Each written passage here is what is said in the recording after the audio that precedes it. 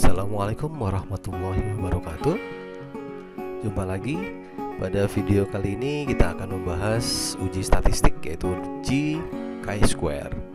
Uji chi-square prinsipnya adalah menghubungkan variabel kategori dengan kategori. Namun menggunakan uji chi-square harus memenuhi syarat di mana setiap variabel harus mempunyai dua option pilihan atau dua kategori yang berbeda. Oleh karena itu, syarat dari uji chi-square adalah harus memenuhi 2x2, tabel 2x2. Oke.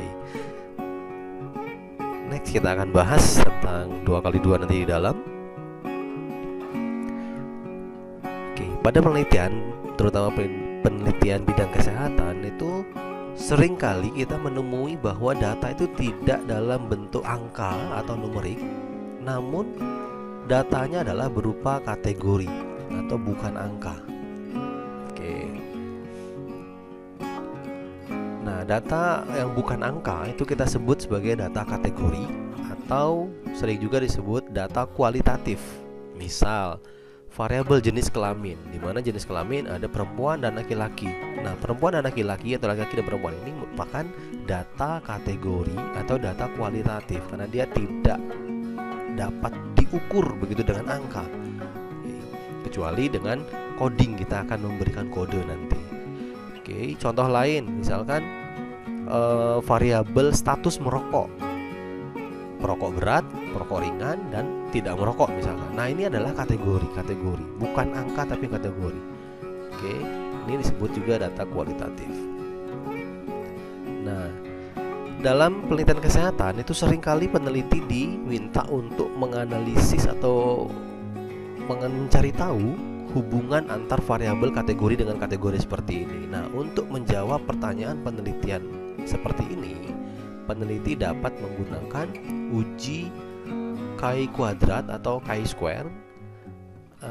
Uji ini adalah atau sering juga disebut sebagai uji beda proporsi, uji beda dua proporsi, karena kita akan mencari perbedaan begitu dengan melihat persentase sebenarnya.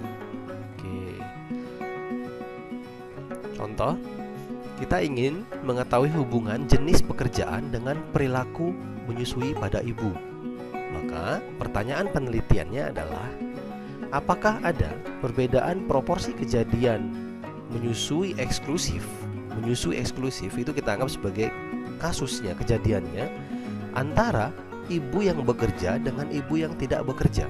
Oke, kita lihat bahwa variabel independennya adalah pekerjaan atau status bekerja atau jenis pekerjaan. Kemudian variabel dependennya adalah status atau perilaku menyusui eksklusif pada ibu. Oke, jadi yang dimaksud sebagai uji beda dua proporsi itu kita ingin melihat berapa persen ibu yang memberikan ASI eksklusif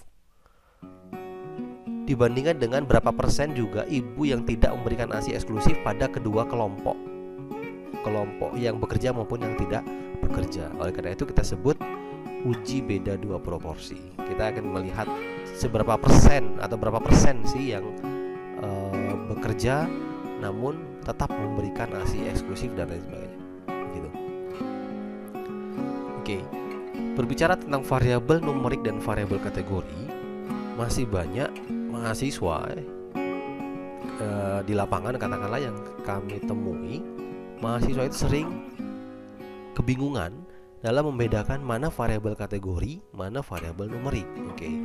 Contoh pada slide ini, di sini antara kiri dan kanan, kiri itu adalah yang ini, kiri, yang kanan adalah yang sebelah sini. Nah, ini merupakan data berat badan ibu, di mana data sebelah kiri itu memuat data 50, 39, 60, 23 kilo, 80 kilo dan lain sebagainya. Dan kelompok yang sebelah kanan, data sebelah kanan ini juga sama data berat badan ibu, di mana isinya adalah kurang dari 30, 30 sampai 35, 35 sampai dengan 40 dan lain sebagainya. Kira-kira dari kiri dan kanan manakah yang merupakan data numerik? Yang kiri atau kanan? Oke. Yang betul, yang numerik adalah yang sini, sebelah kiri. sementara kategori yang kanan. Walaupun sama-sama angka, tapi ini sudah dikelompokkan, sudah dikategorikan, dan kita kasih kode 1, 2, 3, 4, dan 5 ini adalah kode. Misalkan ibu yang pada saat diukur berat badannya kurang dari 30 kg, kita kasih kode 1. Sementara ibu yang hasil pengukuran berat badannya 30 sampai dengan 35, antara 30 sampai dengan 35, maka kita kasih kode 2 dan lain sebagainya. Oleh karena itu, data sebelah kanan kita sebut data kategori. Oke. Tujuan chi-square atau chi-kuadrat. Tujuan dari digunakannya uji ini adalah untuk menguji perbedaan proporsi atau persentase antara beberapa kelompok data. Biasanya 2x2 kalau untuk chi-square. Sementara jika lebih dari 2x2, maka kita dapat menggunakan uji alternatifnya. Uji alternatifnya adalah uji baik Fisher-Exak maupun Kolmogorov-Smirnov maupun Pearson chi-square. Oke, nanti kita akan pelajari. Adapun prinsip dasarnya adalah kita membandingkan frekuensi yang kita observasi atau frekuensi yang terjadi sebenarnya dengan frekuensi harapan atau kita sebut sebagai angka ekspektasi, nilai E atau nilai ekspektasi, begitu ya. Nah, bila hasil frekuensi observasi dengan nilai frekuensi harapan ekspektasi tadi sama, maka dapat dikatakan bahwa tidak ada perbedaan yang bermakna atau signifikan antara kedua yang kita bandingkan. Sementara jika ada perbedaan hasil persentase frekuensinya antara observasi maupun ekspektasi, maka kita sebut ada perbedaan. Oke, kita akan terlihat nanti pada saat di output akan terlihat jelas. Oke, demikian teori, katakanlah teori dari chi-square. Sekarang untuk lebih memudahkan pemahaman, maka kita lanjut saja pada latihan, dimana latihan ini kasusnya sama dengan contoh di awal tadi, yaitu menggunakan dua variabel dan dua-duanya adalah variabel kategori, di mana variabel independennya adalah pekerjaan, sementara variabel dependennya adalah perilaku menyusui eksklusif. Oke, soal latihan. Suatu penelitian ingin mengetahui hubungan pekerjaan dengan perilaku menyusui. Variabel pekerjaan berisi dua nilai, yaitu tidak bekerja dan bekerja, berarti dua kategorinya. Sementara variabel menyusui atau variabel dependennya berisi juga dua kategori, yaitu eksklusif dan non eksklusif. Oke, untuk menjawab latihan ini silakan gunakan data ASI 2 ya, sudah bisa di-download begitu ya di link-link video sebelum-sebelumnya, atau nanti insya Allah akan saya sampaikan juga di deskripsi video ini. Oke, dari soal latihan ini seorang peneliti atau mahasiswa harus membuat kerangka konsep. Kerangka konsep ini untuk mempermudah alur berpikir begitu ya dalam menganalisis sebuah data. Oke, dari soal yang tadi atau pertanyaan tadi, maka kita akan buat dalam bentuk kerangka konsep, di mana kerangka konsep ada variabel independen dan variabel dependen. Variabel independennya adalah pekerjaan, sementara variabel dependennya adalah menyusui eksklusif. Oke, nah dari kerangka konsep untuk mempermudah dalam menyimpulkan jawaban nanti atau menjawab dari tujuan penelitian ini, maka kita harus membuat hipotesis, di mana hipotesis itu adalah jawaban sementara. Dan hipotesis itu ada dua macam. Ada hipotesis alternatif atau yang kita singkat menjadi HA, dan hipotesis nol atau hipotesis O, begitu ya. Hipotesis nol, tidak ada hipotesis nol begitu ya. Di mana hipotesis alternatif itu selalu berbicara ada, dan hipotesis nol selalu berbicara tidak ada. Oke, kalimat penyambungnya silakan teman-teman perhatikan pada pertanyaan penelitian itu ya. Nah, kalau kita ingin mengetahui hubungan antara pekerjaan dan menyusui, maka pertanyaan penelitian ini kita masukkan ke dalam hipotesis. Jadi untuk membuat hipotesis A, kita buat ada hubungan antara status pekerjaan dengan perilaku menyusui eksklusif ibu misal. Sementara hipotesis nolnya berbicara tentang tidak ada hubungan antara status pekerjaan dan status perilaku menyusui eksklusif pada ibu. Oke. Jika hipotesis ini sudah terbentuk, maka akan kita pilih nanti setelah kita mengetahui nilai probabilitas, nilai P, nilai peluangnya gitu. Oke. Adapun prosedur dalam menganalisis menggunakan uji chi-square pada aplikasi SPSS, yang pertama silakan buka data ASI. Yang kedua, klik Analyze, kemudian pilih Descriptive Statistik, kemudian pilih Cross Tab. Oke. Nah, pada jendela kecil yang akan muncul, kita masukkan variabel independen atau variabel bebas ke dalam row, kolom row, tabel row. Sementara variabel menyusui, perilaku menyusui, kita masukkan pada kotak kolom. Nah, akan seperti ini. Row untuk pekerjaan, kolom untuk menyusui. Setelah selesai, silakan klik statistik. Klik statistik, kemudian pilih atau aktifkan atau centang chi-square dan RIS. RIS ini untuk memunculkan nilai odds ratio. Odds ratio, OR, nilai OR. Jika sudah, kedua ini sudah dicentang, maka klik continue, kemudian klik cell. Klik cell. Maka aktifkan observed of expected untuk membandingkan, kemudian pilih persentasenya yang row. Persentase row kita pilih jika desain penelitian ini adalah cross-sectional, atau pendekatan pada penelitian ini adalah cross-sectional, di mana variabel independen dan dependen diambil secara bersamaan waktu datanya diambil secara bersamaan atau satu waktu. Sementara kita pilih kolom kalau penelitian ini adalah case control maupun eksperimen. Kita membedakan begitu ya, kita membedakan kedua kelompok antara kasus dan kontrol begitu, untuk mempermudah melihat pengaruh intervensi yang kita berikan, maka akan lebih mudah membacanya jika persentasenya kita buat kolom. Oke, jika row ini persentase ada sebelah kanan, jika kolom persentasenya akan ada di sebelah bawah. Oke, jika sudah, klik continue dan oke. Maka ini adalah outputnya. Kita akan coba saja langsung di SPSS. Oke, sini sudah datanya sudah saya buka. Saya menggunakan SPSS versi 23. Oke, kita akan ulangi lagi caranya. Klik Analyze, kemudian pilih Descriptive Statistik, kemudian kita pilih Cross Tab. Nah, maka akan muncul jendela seperti ini. Oke. Nah, kita pilih variabel sebelah kiri, kita masukkan sebelah kanan. Row nanti untuk variabel pekerjaan, kita cari kerja, kita pindahkan.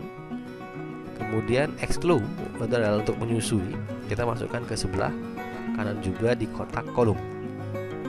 Oke. Jika sudah, klik statistik, aktifkan chi-square dan aktifkan RIS. Jika sudah, klik continue, kemudian aktifkan cell.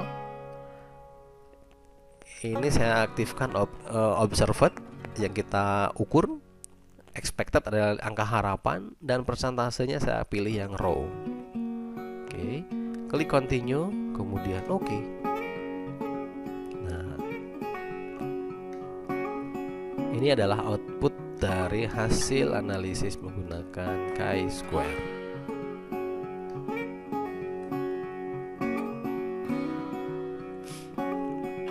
Ini menunjukkan bahwa berapa sampel yang kita analisis, ada 60 dan 100%, tidak ada yang hilang. Oke. Nah, ini adalah tabulasi silangnya, cross tab dari pekerjaan dengan eksklusif. Nah, yang kita maksud variabel kerja 2x2 dan variabel eksklusif juga 2 gitu ya, atau sel tabel 2x2 adalah seperti ini. Variabel kerja isinya ada 2, exclude juga ada 2, maka ini kita sebut sebagai 2x2 tabel 2 kali 2, dan ini berarti memenuhi syarat chi-square meskipun ada syarat-syarat yang lain. Oke, kita akan pelajari dulu. Prinsipnya uji chi-square itu adalah membandingkan angka kenyataan atau hasil observasi dengan angka harapan, angka expectednya. Oke. Nah, angka kenyataan atau observasi adalah yang count itu. Count. Oke. Sementara harapan adalah yang expected count. Nah, angka kenyataannya untuk yang ibu yang tidak eksklusif tapi dia bekerja, ibu yang tidak memberikan ASI secara eksklusif tapi bekerja gitu ya. Oke, ada 17. Sementara harapannya ada 12. Oke, yang eksklusif bekerja itu ada 8, harapannya 13. Kan ada perbedaan begitu ya. Oke. Maupun yang tidak bekerja juga sama. Ini 7 harusnya 12 begitu. Ini 18 harusnya 13 dan lain sebagainya. Karena 4 sel ini ada perbedaan. Ini kan secara kasat mata begitu ya. Oke. Nah, kita akan lihat apakah secara probabilitas, secara peluang, peluang statistik menunjukkan ada perbedaan juga atau tidak. Oke, maka kita lihat hasil analisis menggunakan chi-square test. Nah, pada tabel ini di sini menunjukkan banyak sekali nilai P. Ada 1, 2, 3, 4, 5, 6 gitu ya. Ada 6 nilai P, ini semua nilai P. Tapi pertanyaannya kita mau pakai yang mana? Oke, mau pakai yang mana? Kita akan baca syarat lebih lanjut. Oke, kita kembali ke slide. Syarat chi-square ini saya ambil dari bukunya Sutanto dan Lukni Sabri. Sementara yang kedua ini adalah saya ambil dari buku Sofiuddin Dahlan. Oke, kita akan pelajari dulu yang pertama. Oke, syarat chi-square. Bila pada tabel 2 kali 2 ditemukan nilai expected kurang dari 5, maka nilai P yang kita pakai adalah nilai P yang ada pada Fisher exact test. Artinya dia tidak memenuhi syarat kalau ada nilai harapan yang kurang dari 5. Oke. Kemudian, bila tabel 2 kali 2 tetapi tidak ada nilai harapan, nilai E-nya yang kurang dari 5, maka kita pakai continuity correction. Oke. Ketiga, bila tabelnya lebih dari 2 kali 2, bisa 3 kali 2, 3 kali 3, 3 kali 4 dan seterusnya, pokoknya lebih dari 2 kali 2, maka kita pakai uji Pearson chi-square atau nilai P-nya pakai yang Pearson chi-square. Sementara menurut Sutanto, uji likelihood ratio, linear by linear dan sebagainya ini dipakai atau digunakan hasil uji analisisnya itu untuk keperluan yang lebih spesifik. Misal untuk menganalisis stratifikasi pada bidang epidemiologi dan juga untuk mengetahui hubungan linear dua variabel kategori. Sehingga kedua jenis uji ini itu jarang digunakan, gitu ya, jarang digunakan. Jadi teman-teman dalam belajar uji chi-square ini fokus saja pada syarat ABC ini. Ada 3, kita menggunakan Fisher exact, continuity correction atau Pearson chi-square. Sementara kalau menurut Sofiuddin Dahlan, bila pada tabel 2 kali 2 ada nilai E atau nilai harapan yang kurang dari 5, maka yang kita gunakan adalah Fisher exact. Sama kan? Sama. Bila tabel 2 kali 2 tetapi tidak ada nilai E yang kurang dari 5, maka uji yang dipakai sebaiknya adalah Pearson chi-square. Sedikit berbeda, di mana Sutanto bilang jika tidak ada nilai E yang kurang dari 5, maka continue correction. Sementara kalau Sofiuddin Dahlan sebaiknya menggunakan Pearson chi-square. Lantas, bagaimana kalau seandainya tabelnya lebih dari 2 kali 2? Maka uji yang disampaikan oleh Sofiuddin Dahlan lebih baik menggunakan uji Kolmogorov-Smirnov. Uji Kolmogorov-Smirnov harus kita analisis di analisis yang lain atau uji yang berbeda. Oke. Namun bila tabel 3 kali 2 atau 3 kali 3, maka harus digabung dahulu untuk bisa dilanjutkan menjadi uji Kolmogorov-Smirnov. Ini menurut Dahlan. Oke, silakan teman-teman mau pakai yang mana, mau pakai bukunya Sutanto atau dan Luklis Sabri begitu, atau menggunakan buku dari Sophiuddin Dahlan. Silakan, selama menggunakan referensi maka tidak ada yang salah. Oke, nilai OR kita akan kembali ke SPSS. Nah, oke, kembali kita akan menganalisis, kita menggunakan nilai P yang mana. Sekarang tabel kita adalah 2 kali 2, ya kan? Kerja tidak bekerja, tidak eksklusif dan eksklusif.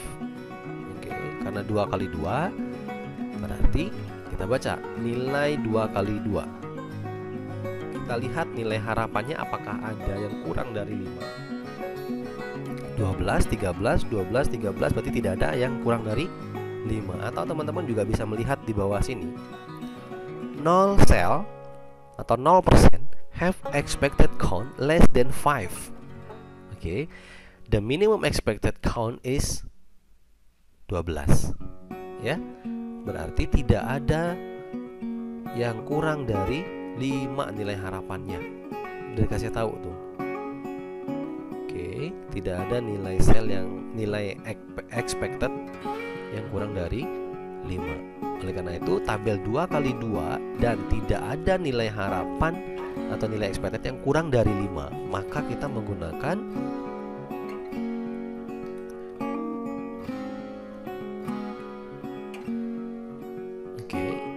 ini menurut Sutanto dulu. 2 kali 2 dan tidak ada nilai E yang kurang dari 5, kita menggunakan continuity. Oke, jika menurut Sophiuddin Dahlan tabel 2 kali 2 dan tidak ada nilai E, nilai expected kurang dari 5, kita pakai Pearson chi-square. Oke, kita akan kembali.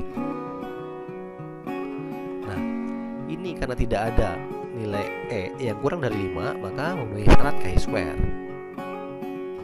Menurut Sophiuddin Dahlan kita menggunakan Pearson chi-square 0,005. Sementara menurut Sutanto kita menggunakan nilai P yang ada di continuity correction 0,011. Walaupun hasilnya berbeda, tetapi hasil ini menunjukkan keputusan yang sama, di mana kedua nilai P ini di bawah 0,05 alfa kita. Masih ingat alfa ya? Oke. Jika nilai P kurang dari alfa, maka menunjukkan ada hubungan. Jika nilai P-nya lebih besar dari alfa atau lebih besar dari 0,05, maka menunjukkan tidak ada hubungan. Oke, mudah-mudahan tidak lupa. Saya akan buat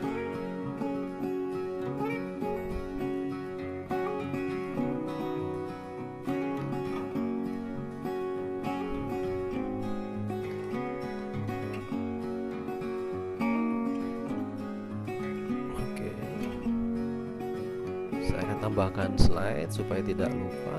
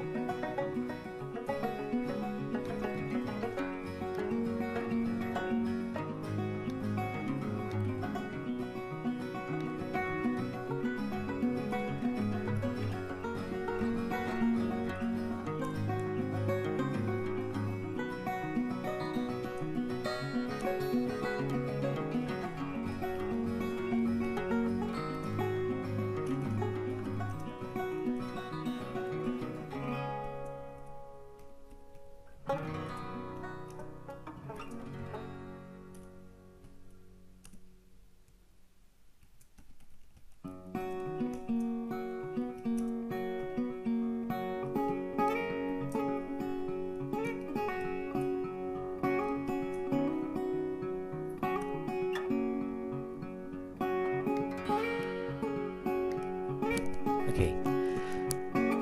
Ini adalah keputusan yang harus kita ambil begitu. Jika nilai P lebih kecil sama dengan 0,05, maka H0 ditolak. Artinya menunjukkan ada hubungan.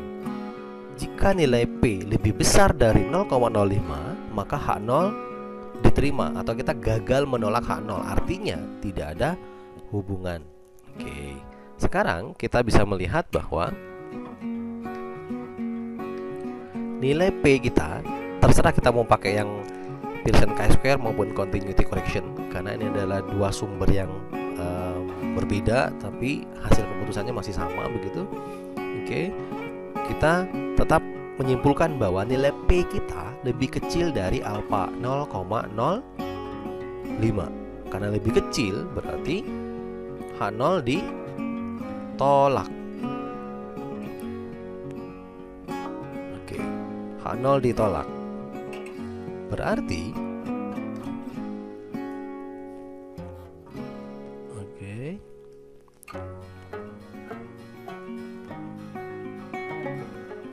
nah, hipotesis ini yang harus kita ambil gitu ya. Berarti H0 ditolak. Berarti H0 ini kita buang. Yang kita ambil adalah HA. Karena kita sudah menolak H0. Berarti kesimpulan kita untuk menjawab pertanyaan penelitian yang ini, kesimpulannya adalah ada hubungan antara status pekerjaan dengan perilaku menyusui eksklusif pada ibu. Oke. Ya, ini adalah hasil ini keputusannya. Oke. Ada satu output lagi di paling bawah, yaitu adalah tabel race estimate. Di situ menunjukkan nilai OR, odds ratio, OR, or status pekerjaan gitu ya. Nah, nilai OR ini menunjukkan bahwa peluang yang akan terjadi pada kelompok risiko. Risikonya adalah apa sih risikonya? Risikonya adalah menyusui eksklusif misalkan. Maka hasil nilai OR ini adalah faktor risiko. Contoh, nilai odds ratio-nya adalah 5,464. Artinya, ibu yang tidak bekerja memiliki peluang 5,46 kali untuk menyusui eksklusif dibanding dengan ibu yang bekerja. Jadi, ibu yang tidak bekerja itu lebih bagus peluangnya untuk memberikan ASI eksklusif kepada bayinya dibanding dengan ibu yang bekerja, sebesar 5,46 lebih besar gitu ya. 5,46 kali lebih besar peluangnya. Oke, ini adalah contoh dari penyajian dari tidak semua angka yang ada di output tadi kita sajikan, tapi kita pilih. Ini adalah pekerjaan menyusui, kita masukkan N dan persen. Nilai expected tidak usah. Ini ada total. Ini juga ada total. Nilai OR kita masukkan dengan 95% CI-nya. 95% CI kita masukkan minimal maksimalnya kan, dan nilai P. Di sini di contoh ini saya menggunakan nilai P yang menggunakan uji continuity correction miliknya atau dari teori Sutanto. Pak Tanto bilang kalau seandainya ada 2 kali 2 dan tidak ada nilai E atau nilai expected yang kurang dari 5, maka kita pakai continuity correction. Tapi jika teman-teman menggunakan Pearson chi-square tidak salah. Boleh juga. Oke. Selain tabel kita sajikan, maka kita harus memberikan deskripsi begitu pada tabel ini sehingga lebih mudah dalam memaknai angka-angka yang ada pada dalam tabel ini. Oke, ini hanya contoh saja. Jika teman-teman memiliki ringkasan katakanlah yang lebih baik dalam menyajikan hasil analisis akan lebih baik begitu, silakan. Tapi jika tidak, ya teman-teman bisa mengadopsi contoh dari penyajian analisis menggunakan uji chi-square ini. Oke. Nah, untuk lebih memahami, silakan kerjakan latihan 1 sampai dengan 4, di mana uji chi-square itu 1, 2, dan 3. Oke. Sementara nomor 4 itu hanya mengulang pertemuan-pertemuan kita yang sebelumnya. Ini di awal-awal pertemuan sekali saya ingin melihat apakah teman-teman masih mengingat atau masih lupa begitu Oke, jika masih lupa berarti perlu belajar lagi, perlu diskusi lagi. Silakan bisa menghubungi saya atau bisa komen di deskripsi video ini. Silakan komen, nanti akan saya jawab bagaimana cara menyelesaikan ini atau dan lain sebagainya. Oke, terima kasih. Saya akhiri pertemuan kita pada hari ini, di mana kita telah membahas uji chi-square. Mudah-mudahan bermanfaat, dan jika ada teman, saudara, dan lain sebagainya ingin belajar statistik, silakan share video ini. Mudah-mudahan bermanfaat dan bisa memberikan manfaat kepada orang lain. Jangan lupa klik like, komen, dan subscribe supaya saya lebih kreatif lagi dalam memberikan informasi mengenai uji-uji statistik. Saya akhiri. Assalamualaikum warahmatullahi wabarakatuh.